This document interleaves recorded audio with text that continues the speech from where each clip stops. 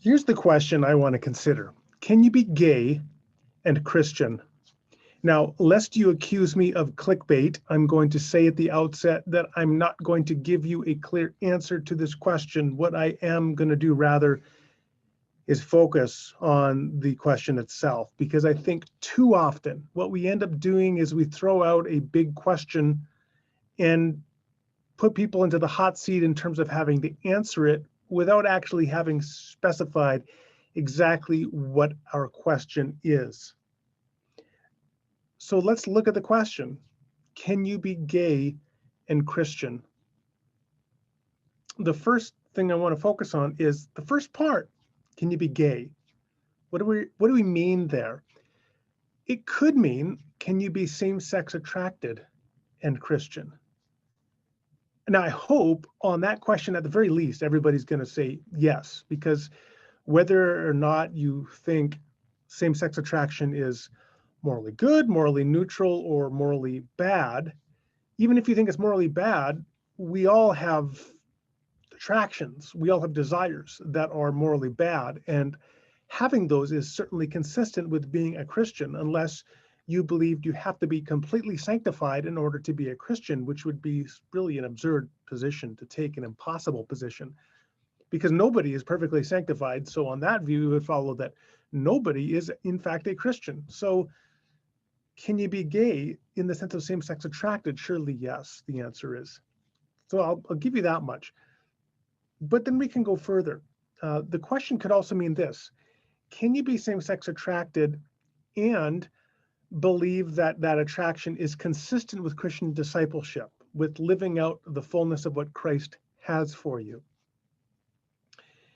So that would be in a second point. A third one might be, can you be same-sex attracted, believe that that is consistent with living out a life of Christian discipleship, and be in a monogamous same-sex relationship? So that's a third level. See, you could have the second level and be celibate, but you could believe, for example, that same-sex attraction is consistent with Christian discipleship.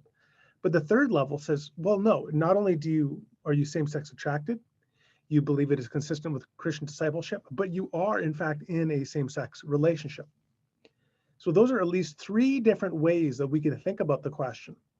And in the background, you can also consider the question having an extended ambit or an extended application, that it could also apply to, in an extended way, to people who are not themselves same-sex attracted, but simply have a particular stance on the moral illicitness, the moral propriety or consistency of same-sex attraction with Christian discipleship.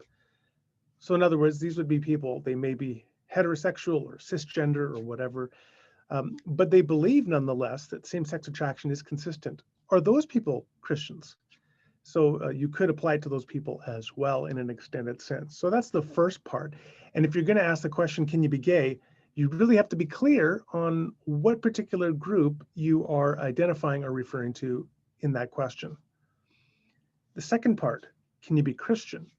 Here, this at least has two broad categorical distinctions: a soteriological one and an ecclesiological one. The soteriological one, that relates to salvation. In other words, can you be gay and be saved? So whatever that means, can you be same-sex attracted? Can you believe same-sex attraction is consistent with Christian discipleship and be saved? Can you be in a same-sex relationship sort of unapologetically and be saved? That's one way to think about the question of saved or Christian.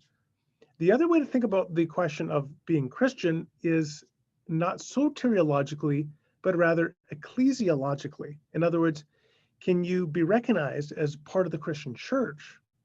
Now, it's important to recognize that soteriology and ecclesiology are overlapping, but nonetheless distinct categories. This should certainly be clear, let's say, by the parable of Jesus that Jesus gives of the sheep and the goats, because there are many who will think that they are sheep who in fact turn out to be goats, and they will say, Lord, Lord, did we not do these things? And he will say, I never knew you. And there will be other people who ostensibly think they're goats. They don't identify perhaps with this community, but they will find out that they're a sheep, and they will say, Lord, when did we do these things? And he will say, if you did it to the least of these, my brothers, you did it unto me. Now that suggests at the very least that there is not a clear overlapping of covenant relationship or being a sheep with ecclesiological identity or being of the church. And so if we're going to shift in our second category away from soteriology or salvation and to ecclesiology, we're not necessarily now talking about boundaries of salvation. You could be in the church and actually not be in Christ, or potentially you could be in Christ and not be in the church. So ecclesiology is our second category then. And this category is one really of definitional boundaries as to what it is to be church. So the expectation here is that some sort of normative ethical expectations are placed upon members of the church, so that you cannot engage and participate in certain habituated patterns unrepentantly and still be considered to be a member of the church in good standing. And every church is going to have to identify for itself and wrestle with the question of just what are those church community excluding behaviors. For example, can you be divorced for reasons other than covenant unfaithfulness? Let's say you married out of high school and you and your spouse were just completely incompatible. You hated one another and you divorced after 8 months. And 8 years later, you met your current spouse in seminary, and the two of you are just like made for each other, and you've been together now for 25 years. Is that a legitimate marriage? One way to read Matthew 19 is that it is not. And if it is not, on that reading, then you could be in adultery. And the person who is your true spouse is that person you were married for 8 months to just coming out of high school. So some churches, very much a minority of churches, I suspect, would say that remarried person is not married. Most churches would say maybe they're not entirely sure how to reconcile what Jesus says on marriage, divorce, and remarriage, but they would recognize that person. On the other hand, you can think about another person who is in a polyamorous relationship. In other words, it's an open relationship. They might have multiple sexual and emotional partners, and they believe the very nature of marriage is that it should be open, and you should have the quote unquote freedom to have multiple different partners.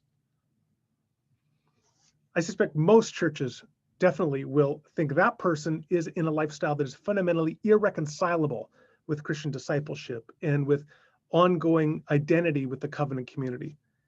They may not be willing to say that they can speak with absolute clarity on whether that person will be saved on Judgment Day. Maybe that's just outside of their scope. They can't speak to salvation in the most secure sense, but they can speak to the identity, the boundaries of the church. And that person in a polyamorous relationship has placed them outside of themselves, outside of the church. So we got these two different categories. On the one hand, the person who's divorced and remarried for reasons other than the covenant unfaithfulness that Jesus talks about in Matthew 19. On the other hand, you have people who are in open polyamorous relationship. Most churches will probably say the first person can be a member of the church, second person cannot. They're perhaps outside. Where is the same-sex person?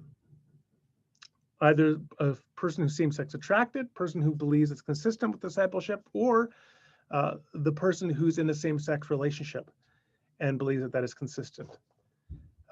And again, that is a difficult question because churches will answer it differently.